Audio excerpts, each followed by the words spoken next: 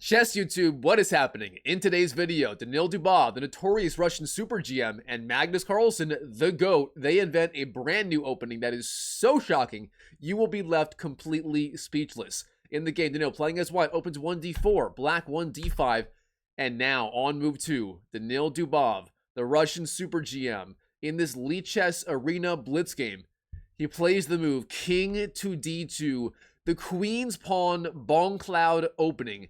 And Magnus here on move 2, not to be outdone, king to d7. Are you kidding me? Magnus Carlsen mirroring white in this opening. All right, Daniil, king to e1, king to e8.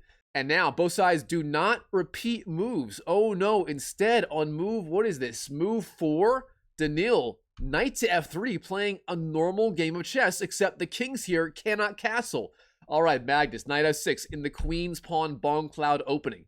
And now, bishop f4, the London opening, a logical choice. Black, c5, pressuring d4. Daniil, e3, and then knight to c6, again, piling up pressure on the d4 pawn.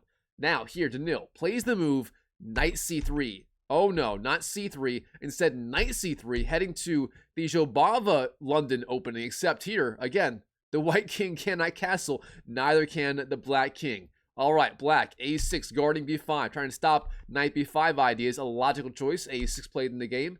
And now Daniil, d takes c5, capturing on c5, but giving up control of d4 with that pawn. All right, black here has many ideas. The best moves here, according to the engine, are e6 and bishop g4, but instead, Magnus in the game, queen to a5. Now, the problem with this move is very, very simple. Daniil, he can go knight d4 or knight d2, intending knight b3, sort of like this, hitting the queen, targeting d5, and black would lose control of that pawn. Now, instead, in the game, Daniil, bishop e2 is the move.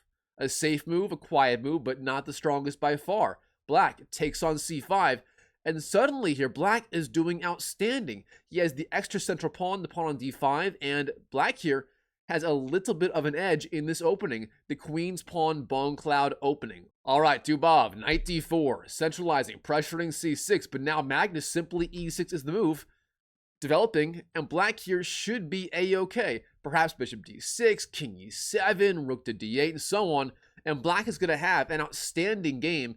Maybe he can even artificially castle with, say, bishop d6, king e7, rook d8, king to f8, king g8, and so on. But here, Daniil on move 11, he is not going to let Magnus get away with it that easily. Here, he plays the move g4, launching the attack on the king side. Not exactly the strongest move, but Daniil here, he is simply going for it. Magnus h6, and now Daniil, rook g1, intending h4 and g5, again, with the attack on the king side. It comes no matter what. And here, black has many ideas, e5 being perhaps the strongest right here, advancing in the center, but instead here, Magnus bishop e7, a solid move, and now h4 does come. And how does Magnus, the GOAT, want to respond to the very aggressive idea on the king side?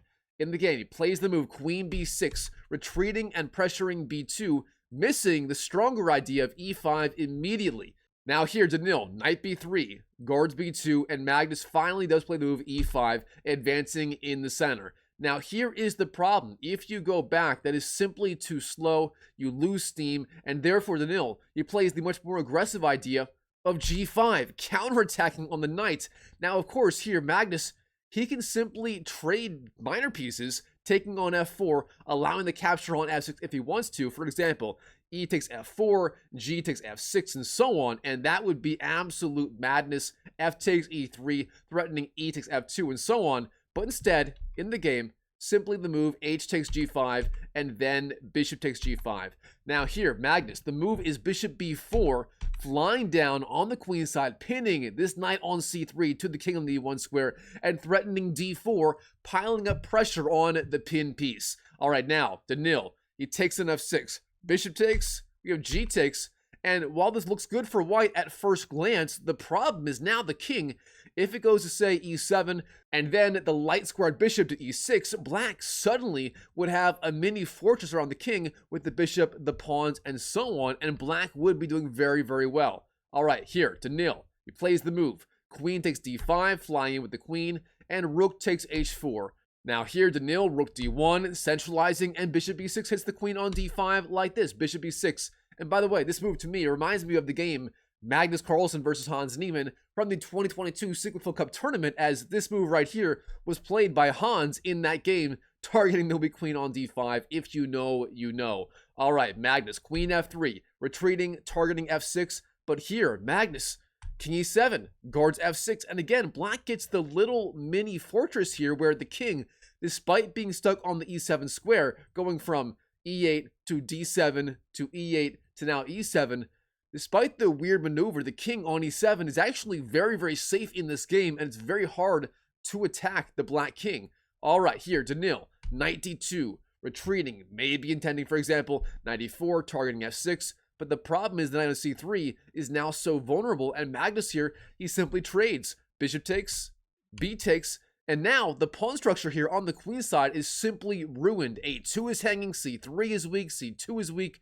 This is not good for the white pieces. All right, Magnus, rook a to h8, doubling up rooks on the h-file, and potentially intending rook h1 later in the game. Now here, knight e4, jumping in, threatening f6, rook 8 to h6 is the move, defending, and now here, Daniil, he's got to find some way to continue, some way to pile on more pressure, and he plays the move knight d6, which looks logical, after all, d6 being a very good outpost, but the problem is the knight here, it's simply not pressuring anything. For example, there's no real attack on, say, b7 or f7, and what is the knight doing right here? It's not entirely clear. Instead, Stockfish loves the idea of rook g8, but to me, what is the rook attacking there? Not much, if we're being honest. Instead, knight d6 played in the game, jumping in with that knight, and now queen to c7, pressuring the knight. Now here, rook g8 played in the game, but again, what is the knight doing? c8 is covered, you can't go there, and it's not really obvious how white here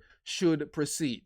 Now, Magnus, he plays it safe. Rook to h8, defending. We have rook takes, and then knight to f5, attacking the king on the e7 square. Now here, Magnus, he does not like the idea of that knight on f5. It is simply too strong, and therefore he does trade on f5. Bishop takes f5 is the move, and then queen takes. Now here, rook to h1, the rook flies in all the way down to the first rank, hits the king, and the idea is Magnus here, he's trying to trade off these rooks, heading for a better, potentially a better endgame. Now here, Daniil, he blocks the attack. Bishop to f1 is the move, and now knight d8. A very good maneuver. The idea being the knight on c6 is the worst placed piece, and therefore it begins its journey to d8 and then e6, centralizing a little bit more. Now here, knight d8, king to e2, knight e6, and bishop g2, offering the trade of the rooks.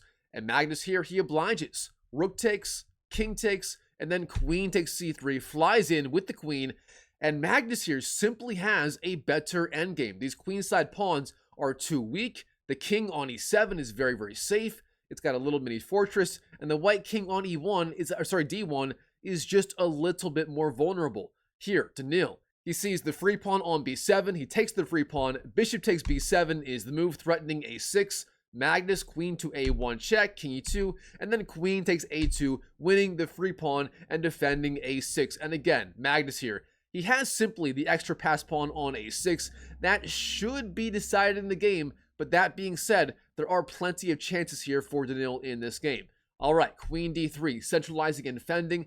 Knight c5 hits the queen and the bishop. Queen c3, knight takes, queen c7, it's the king. King to f8, queen c8, king e7, queen takes b7, and then king to d6. So let's slow down right here and take inventory. Daniil Dubov here has fought back, and he is down one pawn, but the problem for Magnus, the king on d6 is so vulnerable.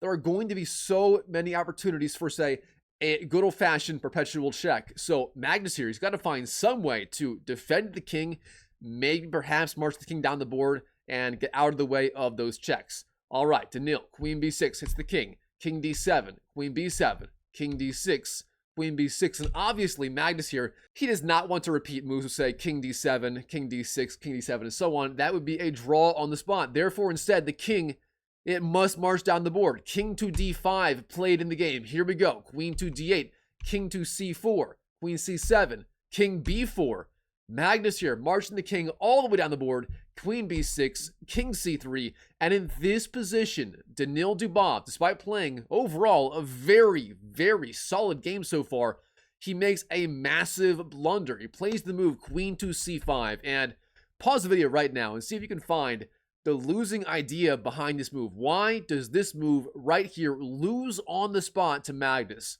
Well, the problem is Magnus here has one single move that wins the game literally on the spot, and that is the move queen c4. And as soon as Magnus plays this, Daniil, he resigns on the spot. He admits defeat, realizes the mistake. He knows he simply cannot play on versus the goat, and here's why. The queen move here hits the queen, but also the king.